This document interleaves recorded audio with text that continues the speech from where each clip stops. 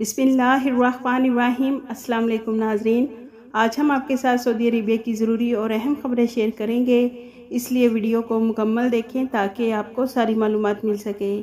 सबसे पहले नाजरीन, अल खुबर कॉर्निश पर 4 इलेक्ट्रिक गाड़ियों चार्जिंग स्टेशन का इफ्तिताह कर दिया गया है। म्यूनसिपलिटी ने कहा है कि ये इलेक्ट्रिक चार्जिंग स्टेशन की पहली खेप है। आइंदा मज़ीद स्टेशन खोले जाएंगे, जबकि एक बार गाड़ी चार्ज कराने के बाद 500 किलोमीटर से ज़्यादा चलाई जा सकेगी।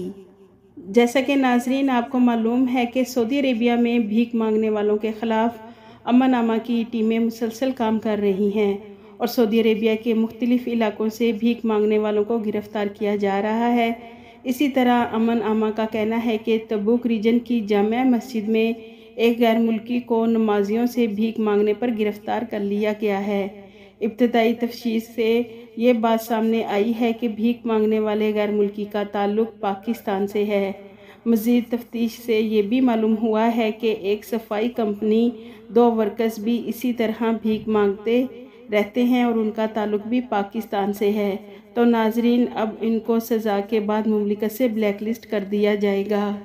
नाजरीन, रियाज में अरबी बोलने वाले तोतों की कीमत 15,000 रियाल से तजावज़ कर गई। मार्केट में तलब बढ़ने से कीमत में भी इजाफा देखने में आ रहा है। इसके अलावा नाजरीन, रियाज के किंग खालिद इंटरनेशनल एयरपोर्ट पर इमिग्रेशन हुकाम ने जाली पासपोर्ट पर सफ़र करने की कोशिश वाले एक शामी शहरी को गिरफ्तार कर लिया है। शामी शहरी को कानूनी कार्रवाई के बाद मुतलका अदारे की तहवील में दे दिया है। वाज़ेह रहे नाजरीन, सऊदी अरब के तमाम एयरपोर्ट्स, बंदरगाहों और बड़ी सरहदी चेक पोस्टों पर इमिग्रेशन एहलकारों को जाली दस्तावेज़ात का पता लगाने वाले जदीद तरीन सिस्टम मुहैया किए गए हैं। अब वहाँ से भी कोई गैर मुल्की जाली डॉक्यूमेंट्स के साथ सऊदी अरेबिया में नहीं आ सकता। तो जो हमारे गैर मुल्की भाई सऊदी अरेबिया से ब्लैक लिस्ट या फिर गैर कानूनी तरीके से सऊदी अरेबिया से गए हैं, वो अपने मुल्क की एम्बेसी से मालूमात लें कि उन पर सऊदी गवर्नमेंट की तरफ से लगाई गई पाबंदी ख़त्म हो गई है कि नहीं। इसी तरह आप अपने पैसे और वक्त ज़ाया ना करें, क्योंकि मुमलिकत पहुंचने के बाद सऊदी एयरपोर्ट पर जाली डॉक्यूमेंट्स की वजह से गिरफ़्तार किया जा रहा है।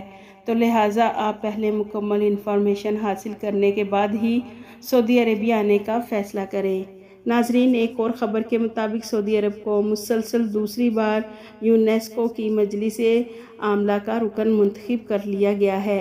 2023 से 2027 के सेशन के लिए दोबारा रुकन मुंतखब होने को मेंबर ममालिक के यहाँ सऊदी अरब की अहमियत का खास कर इकरार दिया गया है। नाजरीन, इसके अलावा सऊदी वज़ीर तवानाई शहज़ादा अब्दुल अज़ीज़ बिन सलमान ने अरामको और साबिक कंपनियों से कहा है कि वो ख़वातीन को बड़े पैमाने पर मुलाज़मतें फ़राहम करें, जबकि मुलाजिम ख़वातीन की तादाद 410 से ज़्यादा होनी चाहिए। नाजरीन, मसक इंटरनेशनल प्लेटफार्म के ज़रिए नौजवानों की सलाहियतों को उजागर किया जा रहा है और उन्हें ज़िंदगी के मुख्तलिफ़ शोबों में अपने आप को मनवाने के मौके फ़राहम किए जा रहे हैं।